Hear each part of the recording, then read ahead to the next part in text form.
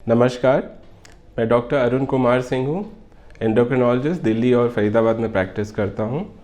आज मैं इस वीडियो के माध्यम से आप सबसे थायराइड के बारे में कुछ बातें करूँगा। Few general things about thyroid. हम ये समझने की कोशिश करेंगे कि थायराइड क्या होता है, थायराइड की बीमारियाँ क्या होती हैं और उनको पहचाना कैसे जा सकता है, उनका इलाज कैसे करना चाहिए। सबसे पहले शुरुआत करेंगे थायराइड क्या है। थायराइड एक ग्लैंड है, ये एंडोक्राइन सिस्टम का पार्ट है जो सभी के शरीर में होता है। गर्दन में यहाँ पे आगे थायराइड ग्लैंड होता है हमारे शरीर में, यहाँ पे देख सकते हैं आप इस वीडियो में थायराइड ग्लैंड है ये। तो ये बहुत ही उपयोगी ऑर्गन है हमारे शरीर में। थायराइड ग्लैंड जो है वो दो हार्मोन्स बनाता है, थायराइड हार्मोन्स जिसको बोलते हैं T3 और T4। इसका क्या रोल है हमारे शरीर में? थायराइड हार्मोन जो है थायराइड ग्लैंड से निकल के ब्लड के माध्यम से शरीर के हर हिस्से तक पहुंचता है, सभी हिस्सों के सिस्टम्स फंक्शन को कंट्रोल करता है, नर्वस सिस्टम को कंट्रोल करता है, हार्ट को कंट्रोल करता है, हार्ट बीट, हार्ट मसल, बाकी भी सारे सिस्टम्स पे थायराइड हार्मोन का असर पड़ता है। थायराइड हार्मोन की कमी हो जाए या थायराइड हार्मोन ज़्यादा बने तो उसका दुष्प्रभाव दूसरे शरीर के हिस्सों पर पड़ता है। थायराइड की बीमारियां जो होती हैं आमतौर पे तीन हिस्से में डिवाइड की जाती हैं, तीन प्रकार की होती हैं थायराइड की बीमारियां। पहली प्रकार की जो है थायराइड ग्लैंड की साइज़ में बदलाव आ जाना, बड़ा हो जाना, आमतौर पे जो है उसको ग्वाइटर बोलते हैं। यहाँ पे आप देखेंगे थायराइड ग्लैंड जो है यहाँ पे बड़ी हो गई है, तो सिंपल लैंग्वेज में ग्वाइटर बोलते हैं। इसमें जब ये बहुत बड़ा हो जाता है तो आसपास के स्ट्रक्चर्स जो हैं वो दबने लग जाते हैं, सांस की नली दब सकती है, जो ब्लड वेसल्स हैं उस पर दबाव पड़ सकता है, खाने में दिक्कत आ सकती है। ये समस्याएं होती हैं ग्वाइटर से।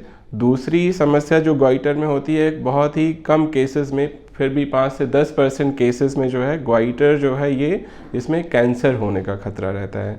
तो उसको पहचानने के लिए जो है हमें अल्ट्रासाउंड करके, कभी कभी FNAC भी करना पड़ता है। टेस्ट होते हैं ये जानने के लिए कि जो गले की सूजन है, थायराइड ग्लैंड की सूजन है, जो बड़ा है साइज़, वो सिंपल है या उसमें कोई ख़तरनाक बीमारी तो नहीं है।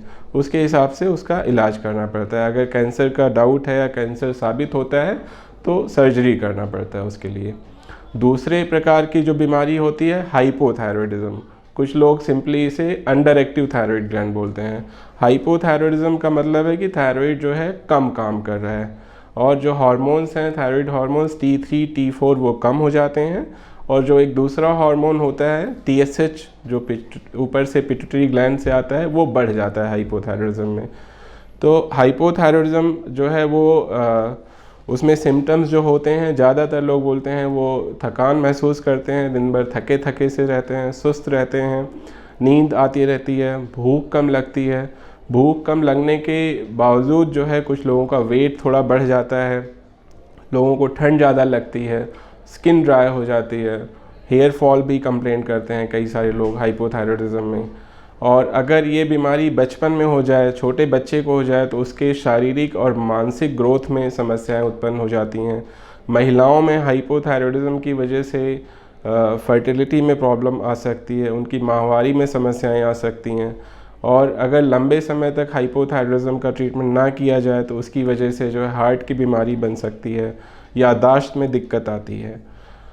तीसरे तरीके बीमारी जो होती है थायराइड की, उसको हाइपरथायरॉयडिज्म बोलते हैं। हाइपरथायरॉयडिज्म जो है एकदम हाइपोथायरॉयडिज्म का उल्टा है। इसमें थायराइड हार्मोन जो है ज़्यादा बनता है, T3 T4 हार्मोन ज़्यादा हो जाता है और TSH उसकी वजह से कम हो जाता है। तो कभी कभी ये बहुत ही टेम्प्ररी होता है। हाइपरथायरॉयडिज्म जो है 1-2 साल में ट्रीटमेंट के साथ में, मेडिसिन के साथ में ठीक भी हो सकता है, इनएक्टिव हो जाती है ग्लैंड, नॉर्मल फंक्शन हो जाता है। बट कुछ लोगों को अगर ये थायराइड ग्लैंड में कोई नोड्यूल हो जहाँ से किसी एक हिस्से से ज़्यादा हार्मोन बन रहा हो तो वो बीमारी लंबी चल सकती है। सिम्टम्स जो होते हैं हाइपरथायरॉयडिज्म में हाइपोथायरॉयडिज्म के उल्टे ही होते हैं। कई सारे लोग आते हैं, उनका वज़न बहुत घट जाता है, भूख ज़्यादा लगती है, ज़्यादा खाना खाते हैं, उसके बाद भी वेट लॉस हो जाता है। ज़्यादातर लोग कंप्लेन करते हैं, नर्वसनेस फील करते हैं, एंजाइटी फील करते हैं, हार्ट बीट तेज़ चलती है उनकी, थोड़ा सा ही काम करने में थक जाते हैं, सांस फूलने लग जाती है, स्किन जो है वार्म रहती है, बॉडी टेम्परेचर बढ़ा रहता है हमेशा, स्वेटिंग ज़्यादा होती है, कई सारे लोगों को हाथ कांपते हैं, ट्रेमर्स होते हैं जिसको बोलते हैं इंग्लिश में। तो ये सारे सिम्टम्स होते हैं हाइपरथायरॉयडिज़म के, और हाइपरथायरॉयडिज़म की वजह से भी दूसरी बीमारियां बन जाती हैं अगर इसका इलाज ना किया जाए तो। बीमारियों को पहचानने के लिए सिंपल ब्लड टेस्ट होता है, हाइपोथायरॉयडिज़म और हाइपरथायरॉयडिज़म दोनों को डायग्नोज करने के लिए T3, T4, TSH blood test से सिंपली पता चल जाता है। और जो ग्वाइटर होता है उसमें कोई प्रॉब्लम तो नहीं है, उसको जानने के लिए अल्ट्रासाउंड और कई बार FNAC की ज़रूरत पड़ती है। अगर कैंसर निकलता है तो सर्जरी करनी पड़ती है। और हाइपोथायरॉयडिज़म और हाइपरथायरॉयडिज़म जो है आम तौर पे मेडिसिन से ट्रीट किए जाते हैं। दवाइयाँ बहुत ही इफ़ेक्टिव और सेफ़ हैं। हाइपोथायरॉयडिज़म में ज़्यादातर लोगों को ट्रीटमेंट लाइफ लॉन्ग लेना पड़ता है यूजुअली।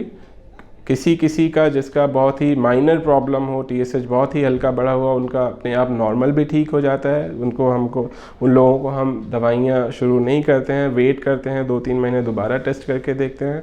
हाइपरथायरॉयडिज़म जो है, जो इतना कॉमन नहीं है, लेकिन हाइपरथायरॉयडिज़म के कई सारे केसेस जो हैं वो 1-2 साल में दवाइयों के साथ ठीक हो जाते हैं। उनकी दवाइयाँ बंद भी हो जाती हैं कई सारे लोगों की, सबकी नहीं, लगभग 50% लोगों की उनका हाइपरथायरॉयडिज़म जो है क्योर भी हो जाता है। और कई सारे लोगों को लंबे समय तक दवाई लेनी पड़ती है और उसके भी दूसरे ट्रीटमेंट ऑप्शंस होते हैं जैसे कि रेडियो आयोडीन एब्लेशन। ये बीमारियां जो हैं ग्वाइटर, हाइपोथायरॉयडिज़म, हाइपरथायरॉयडिज़म किसी भी एज में हो सकती हैं। एक नवजात बच्चे से लेके बचपन में या मिडल एज में या एल्डरली एज में, किसी भी एज में हो सकती हैं। ऐसा नहीं है कि किसी एक ही एज में बीमारियां होती हैं। और जो है सिंपल टेस्ट होते हैं डायग्नोज करने के, ट्रीटमेंट जो है चीप है, इफ़ेक्टिव है, सेफ़ है। सो ये सारी बातें थी थायराइड की बीमारियों के बारे में। उम्मीद करता हूँ आपको ये वीडियो जो है यूज़फुल लगेगा, और बाकी बीमारियों के बारे में डिटेल जानने के लिए आप मेरे दूसरे वीडियोस देख सकते हैं। Wish you all healthy long life. Thank you.